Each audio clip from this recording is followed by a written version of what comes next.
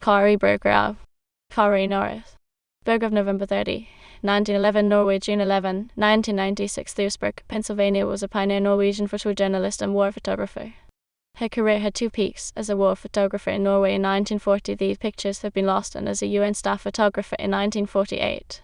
She was the daughter of engineer Oscar Nissen and Ellen Margrethe Grete Nissen. The family seemed to have changed their name from Nissen to Berggrav. It was a prominent family. Her uncle, her mother's brother, was Bishop Eivind Berggrav, the Lutheran Bishop of Oslo and primate of Norway. When King left Norway after his defeat by the Germans in WWII, he left Bishop Berggrav as leader of the administrative council. The bishop was soon imprisoned by the Gestapo, but managed to lead the resistance of the Norwegian church from within prison and survive the war. First photographs. Kari's first surviving photographs are of Norwegian civil defense before the war. At this time, she first met WWII, a psychoanalyst and early disciple of Freud who then had strong left-wing sympathies. She photographed and filmed his discoveries of spontaneously occurring microscopic life, which he believed related to the energy of life, the organ. These findings are now almost universally believed to be pseudoscientific. In 1947, Popular Photography magazine recorded that she studied art in Berlin in 1932. Later, she opened her own photographic studio in Oslo, doing assignments for magazines and publishers. She worked a while as a medical photographer at the university hospital, becoming an expert on photomicrography. Prior to the war, she was a photographer on the staff of the Arbeiderbladet, now the Dagsavisen, the newspaper of the Labour Party. It was then the second biggest newspaper in Norway, and she was probably the first female press photographer in Norway. Her work tasks ranged from fashion to crime photography. She also took pictures of members of the royal family. When the Germans invaded Norway, she was official photographer for the Norwegian General Command until the surrender, when she escaped to Finland. From there, by way of Russia, Iran, India, South Africa, Montreal, Toronto, she made her way to the United States.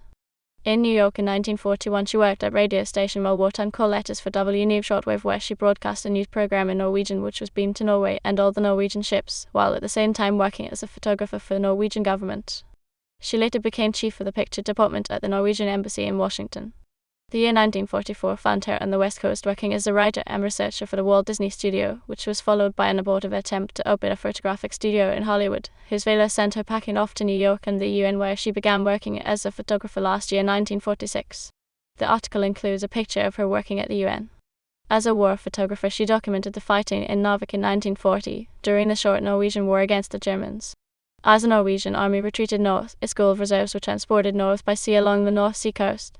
Kari was the only female passenger on this ship, so the crew, wishing to give her some privacy, made her a cabin within the wooden cases of gold bars in the hold. When the gold was transferred by a British destroyer for transport to England, she remained in Norway. She had taken over 600 pictures, only 200 were preserved. Later these were exhibited in San Francisco, New York and Washington. It is uncertain where the photographs are now stored. Eventually she escaped via Finland, the Soviet Union and Iran to the USA. Worked during WWII II. 1942 finds her in New York, studying photography in H.P. Siddle's The School of Modern Photography in New York, publishing her photo story in the October 1942 edition of Minikam and working for the Norwegian Information Office. She was interviewed in the popular It's 1 O'Clock on Here's Mary Margaret McBride radio show. She trekked overland to Hollywood, working as a retoucher for Disney and contributing photo essays to Popular Photography magazine.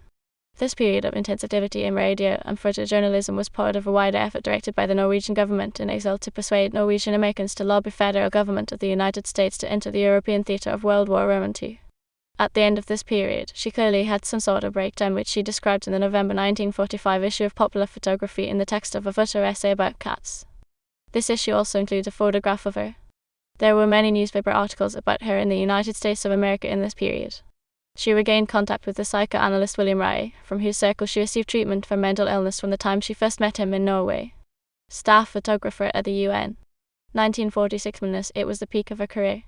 She was one of 3 staff photographers at the UN and took many remarkable pictures, of which those of Eleanor Roosevelt are the best known. It is of note that the first Secretary General of the United Nations was Norway's Trygve. After 1948, she appears to have ceased working as a photographer. In 1974, she describes herself as an organic farmer and is still undergoing psychiatric treatment. She died in obscurity in 1996 in Lewisburg, Pennsylvania.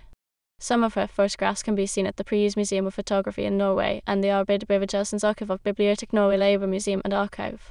Many are in the issues of Popular Photography, some of which listed below. Her best images are on the UN website.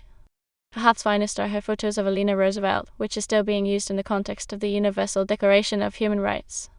Kari Berggrav also has a begonia named after her, Begonia Kari Berggrav.